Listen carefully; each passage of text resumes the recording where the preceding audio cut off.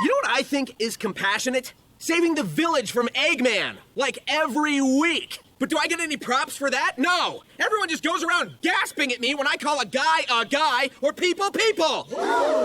I quit heroing, and I quit this stupid group! Holy Sonic wasn't aware of pronouns back in 2014. Cancel this man! Before I start this video, I just want to say thank y'all for all the support on the first Sonic Boom vid. I've always loved Sonic since I was a jit, so the fact I'm able to yap about it and people enjoy it means the world to me. We on the road to 70k subs, so make sure to subscribe and hit the bell if you haven't already. And yeah, Sonic Boom is still unhinged. Who doesn't love Team Sonic? The dynamic between Sonic, Tails, and Knuckles is iconic, and they be having funny ass moments, whether it be in the games, movies, or cartoons, except for Sonic Boom. Since Sonic Boom focuses more on the entire Boom Squad, which is basically just Team Sonic plus Sticks and Amy. But in the episode Battle of the Boy Bands, we finally get to see Team Sonic in action. Breaking news! An epidemic is spreading across the globe. Beaver Fever! Are you serious right now, bro? Turns out this Beaver Fever is a straight up pun on Beaver Fever. That nigga Justin was him back in the early 2010s. You just had to be there. Sega decided to turn Justin Bieber into a beaver. I should probably kill myself. And just like in real life, this singer has a hold on the entire female population, including Zoe. I know that boy Tails was fuming. You're right. This Beaver Fever thing is clearly just a marketing ploy to sell substandard music to gullible teenage girls. Who could possibly fall for it? I don't know, Sonic. That boy sold out Madison Square Garden in 30 seconds. He was him. To absolutely no one's surprise, Amy has already been infected with the Beaver virus. Homegirl is tweaking. Sticks ends up questioning Amy on how she let herself go so badly. So Amy ends up playing Beaver's music to the squad back at her place. And look at Sticks' facial expression, dog. We lost her. Sonic ends up turning that shit the fuck off. But it's already too late, since now Sticks is totally fanned out. To the point when Team Sonic visits her shack, it's completely filled with Beaver merch. They done turned my favorite crackhead into a 2021 dream stand. You're the only fan I care about. You're the only fan I care about. You're the only fan I care about. Be my baby! The Beaver is now in town, and the whole village's female population is there to see him. Sonic is suspect of what's going on, so he charges towards the booth before a security hippo slides in and says, "Music professionals only." So Knuckles pulls a trumpet out his ass and starts doing a cover of the Unleashed E-Rank screen music. Security hippo ain't fucking with this shit, Nux. Sonic decides to turn Team Sonic into a boy band. 12 seconds later. Knuckles, stop tearing pages off that calendar. Okay, fine. We're supposed to be thinking of band names. I was saving this name for if I ever formed a band, but how about Duditude? That's too awesome sounding. It needs to be something soft and inoffensive. Something like... Dreamboat Express? Ew! It's perfect! They arrive back to the fan meetup spot and perform for Security Hippo, but he ain't fucking with it until Knuckles says, I guess this is the end of Dreamboat Express. Dreamboat Express? With a name like that, you've got to be professionals. Come on in! They end up sneaking backstage and see Justin's manager. Surely he won't reveal his evil plan in the open. How's our evil scheme coming along? Looking good. Tonight, Justin will debut his new single, which has 50% more mind control. Perfect. The boys end up getting caught by Beaver's manager, and they played the stock cartoon chase music during it before abruptly cutting to the boys telling the girls they're being mind controlled. I did not edit these sequence of events together. That's how it goes in the episode. You could watch it yourself, I swear. Tails ends up inventing the measurometer in order to find a frequency that can undo the mind control. A few minutes later. We need to get on that stage without being seen. Hey, you there! Huh? The show's starting. The opening act needs to be up on that stage. Man, I'm good at my job. What would they do without me? Team Sonic ends up challenging Justin to a singing battle and end up taking a 3-1 lead, which leads to Justin having to use his vocals in order to tie the score at 3-3, resulting in Tails finally being able to discover the cure to the mind control, which is rock and roll. Team Sonic ends up doing their Crush 40 impression and free everyone from Justin's brainwashing. And the craziest part is that Teamu Justin Bieber wasn't doing this by choice. His producer had him under his mind control, so he decides to give an inspirational speech. Your power rock ballad has freed me from the evil spell of mind control. Now I can move into an industry where I won't be exploited by unscrupulous producers. Hello, humiliating reality TV series. Nigga went from Justin Bieber to Montoya. I'm speechless. Sonic and Knuckles are like Dumb and Dumber. If you watched the last video, you most likely remember the wanna do something foolish incident, but I never went into more detail on the events that happened that episode. As you guys know, Amy lets Sonic and Knuckles crash their plate for the day, and they start fucking around. Remember guys, fuck around and find out.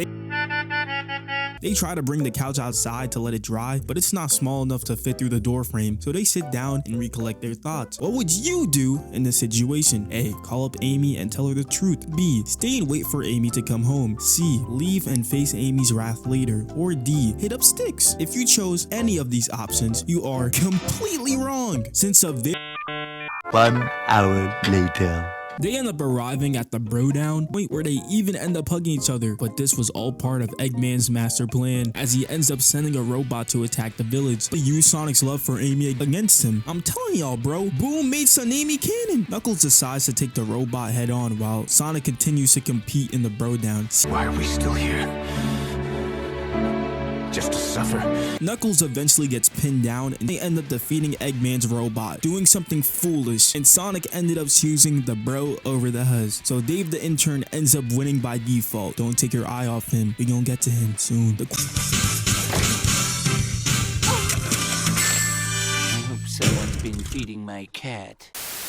Remember how Sonic and Knuckles were dirty macking in front of the new girl in town? This nigga Knuckles like DDG when it comes to the hose. 2014 Kawhi Leonard defense. Bro really imagined a whole scenario where Sonic gets tossed to the side for him. Had my boy Sonic moaning like Bonnie Blue every hour trying to pick a bike up. Then picked him up himself and let him drop some rings in front of the fine shits. Knuckles flexes his muscles and got both Percy and Amy crushing for him. Sonic also tries flexing but ends up losing 10,000 aura. Come, my lady.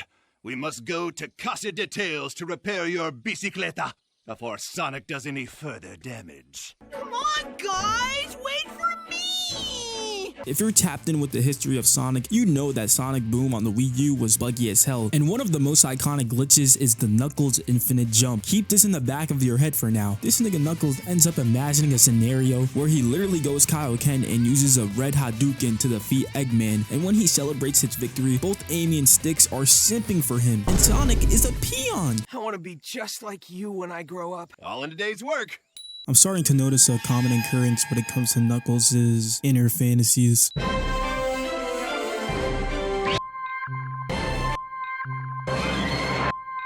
And now back to your regularly scheduled program. The reason I brought up Sonic Boom Rise of Lyric being such a glitchy fest is because one of the main reasons this show is so unhinged is because Sega was mad aware when creating this show. They already had Chris Chan from Temu talking about some, this fanfiction isn't family friendly. Them executives basically gave Cartoon Network the green light to do as they please with the script, even if it was just typical fourth wall breaks. Just listen to what Eggman says when he reintroduces Shadow. He's only the second most popular character in the whole canon! Thanks Egghead for being an encyclopedia. Was about to shout out Mike Pollock, but he's a Zionist and that's no good. Amy might be Deadpool though, since she stayed calling out the writers for doing bullshit. Sonic, you just don't understand how movies and TV shows work. They always have a little filler material before someone bursts in to get the real story started. Guys, studios should stop recycling the same tired old properties and make something original for once.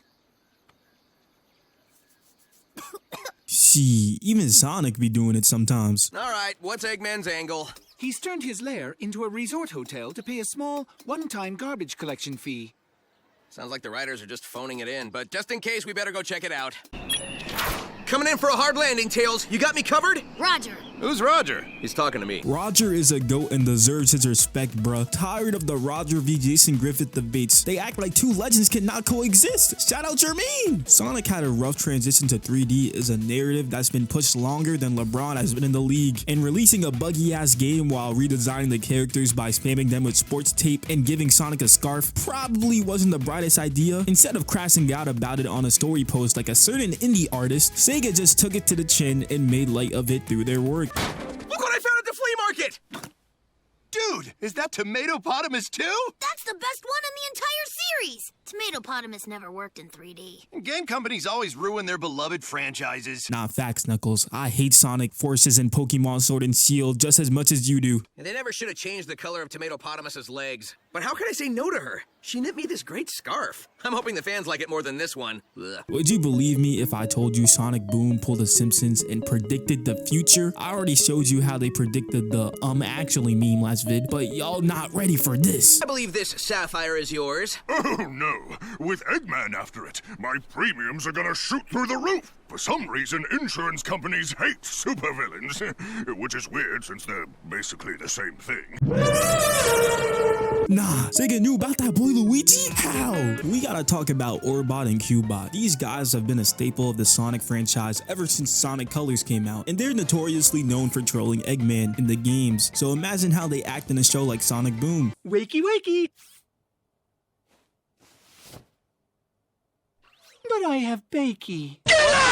This was the start of Orbot's villain arc. Bro installs an evil update onto his firmware and starts tweaking the fuck out. But his first crime is pretty harmless, as he ends up just sending a distraction missile near Tails' workshop to steal his weather device. And what he does with this device next is absolutely criminal. Sonic and Amy are on a picnic date and this nigga summons a rain cloud on them, forcing them to run off. How dare this little shit disrupt my son Amy moment? Give this nigga the death penalty. He up there with King Von. He then starts wreaking havoc on the village. Well, who's laughing now? You are Dr. Paperweight. How is it you still don't recognize a rhetorical question? I don't know. If I wanted to be yelled at, I'd have stuck with Eggman. Silence!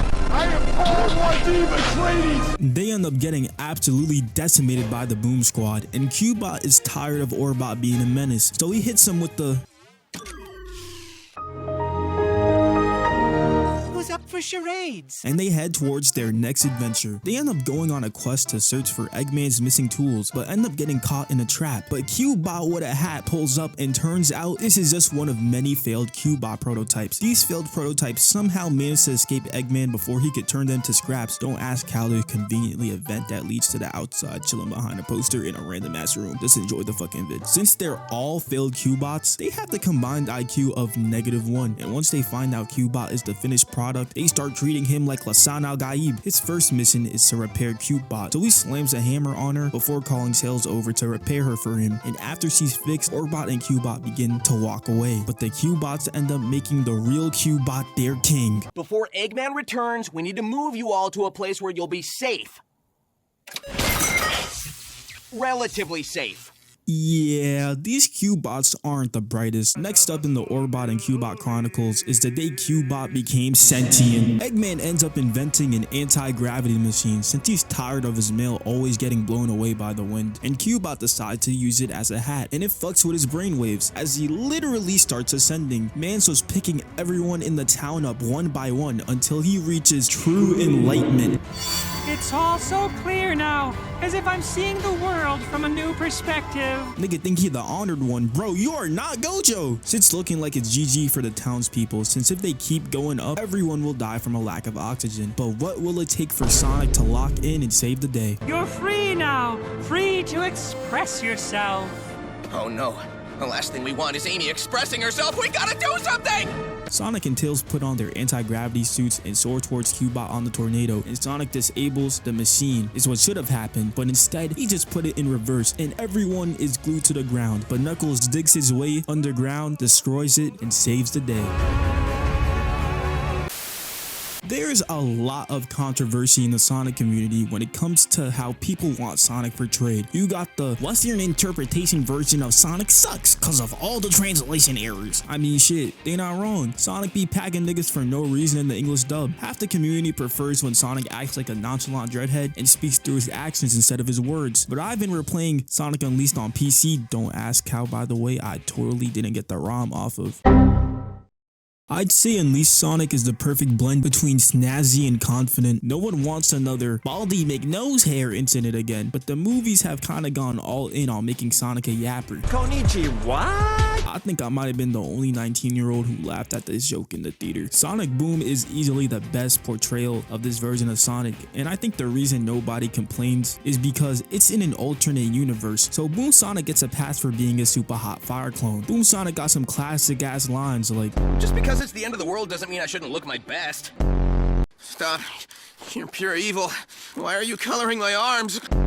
Sonic, do you have something you'd like to share with Eggman? Yes. How to say this delicately. You're a horrible roommate and nobody in this house likes you. Did you miss me? How can we miss you? You never go away. Sonic, how about giving these guys a lift in Blue Force 1? Yeah, sorry. There's a reason it's called Blue Force 1 and not Blue Force 3. Not another speeding ticket. I'll fight it in court, but I don't think they're gonna accept gotta go fast as a medical condition. Give me a break. I can feed people sandwiches. Watch.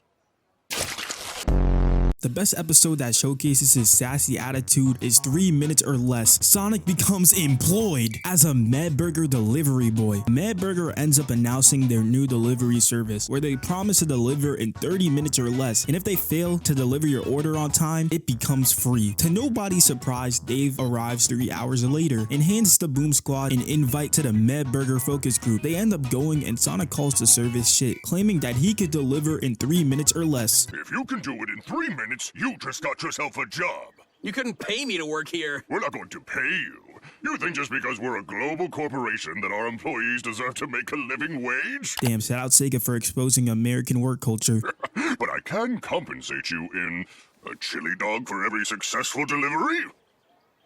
You got yourself a deal. Nigga, that's all it took. Brother might actually be retarded. I've never seen a man so jolly to be a fast food worker, but it's well deserved since he's delivered so fast that he got a good tip and a freshly made chili dog. Next stop is Amy Rose's house as she put in an order for 2, which has Sonic start being overprotective that Amy is having a date with someone else besides him, but turns out she set up a personal lunch break just for them. But in typical Sonic fashion, he quickly eats the burger and dashes away. Poor Amy, man. Someone in the comments last video had the audacity to say, the part I hate about Sonic is that Tsunami is canon. Niggas be hating for no reason, bro. How can you hate on this ship? Your life is nothing, baby. You serve zero purpose. You should kill yourself now. He proceeds to go on a flawless delivery spree, 3 for 3 from the field. And look at his smug face when he gets back to Madburger. And look at Dave, bruh. He is not trying to serve this blue rascal. Never seen a man so happy to goggle up some glizzies. People stay talking about Sonic versus Goku, but how about Joey Chestnut versus Sonic in a glizzy eating contest? I got Sonic in 5. Eggman ends up seeing Sonic is employed on TV and instantly resorts to his D1 hating tendencies. So he puts an order in and starts acting like a Karen, but for every complaint he had, Sonic instantly satisfied it. Pickles,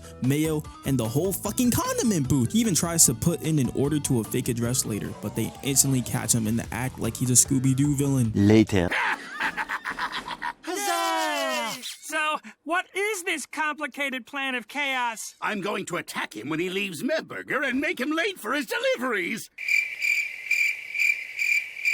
Sonic ends up getting past the robots with ease and leaves it to the Boom Squad to take care of the rest. He then delivers to this tribe, but there's not enough for everyone to eat. So he yeets that shit and chops it up mid-air like he Gordon Ramsay. That's another plus 20 to the bank right there. On the way to his final destination, he runs into Eggman, but hops over him and sprays his Eggmobile window with mayo, resulting in him breaking his own bot and opening the cage he had the Sassy Beaver and Special Turtle in. Compete! I just can't fucking compete!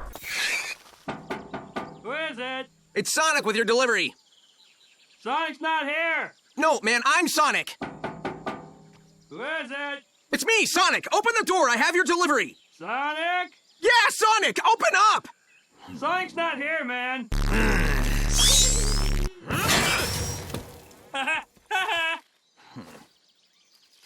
Last but not least, he arrives at Eggman's lair and it's surrounded by robots, but Cubot and Orbot just so happen to enter through the secret entrance in the back. As Sonic hits the buzzer beater with the 1 second remaining, collects his payment, an extra tip from Eggman, and is rewarded with a 10 chili dog bonus. But after eating them, he quits since he gets digestive pains and starts feeling like he wants to bomb the nearest Chipotle like he's EDP in 2016. And Dave is happy as shit since he was started to get weirded out by how satisfied the customers were. Don't let this Cyanutria fool you. He's secretly trying to become this world's greatest supervillain. Bro so menacing he makes Mephiles look like a coughing baby. Will I finally acknowledge Metal Sonic's existence in the Boomverse? And how will everyone's favorite edgelord make his return? Make sure to like the video and subscribe with notifications on if you want Sonic Boom is Unhinged 3. Next vid up is Solo Leveling Season 2 in minutes for all my hood weebs, since that's what niggas on Twitter calling us now. And as always, thank you for watching till the end and supporting me.